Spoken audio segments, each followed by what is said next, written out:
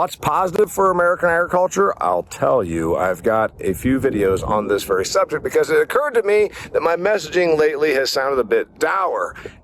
Even negative, which is not my intent, except that I believe it's my role as the ag economist, observer, marketplace, commentary, ag guy to share some realities that are facing us amid the economic downturn, the bailouts that were necessitated out of Washington, D.C.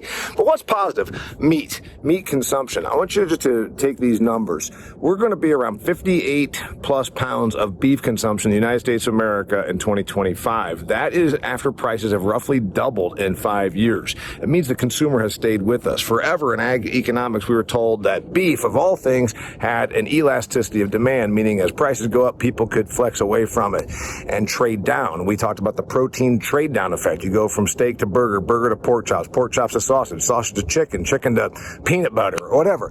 And it hasn't happened. And that's a real positive about our industry, that we have a quality product, we have a consumer that is staying with it. Think about this.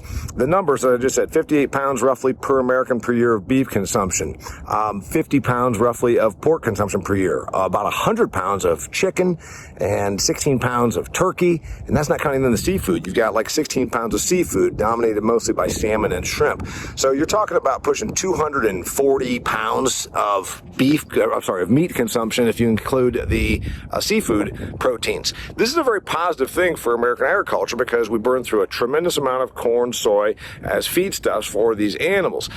We can use the distiller dry grains from the ethanol plants, almost 200 ethanol plants in the country. The byproduct of the ethanol is the dried distiller grains, and that becomes a feedstuff for animals. So a big positive for us is the meat industry and the fact that the meat consumption has stayed up. This despite all of the posturing, the Alexandria Ocasio-Cortez is talking about the evils of cow farts harming the environment. Bill Gates, who is on record going and done interviews a few years ago talking about how we probably need regulation to change meat consumption because it's so evil for the environment. Well, Bill Gates is evil, and we all know that. The consumer has gone right past that. Is not buying into the BS from Bill Gates. They're not buying into the political posturing.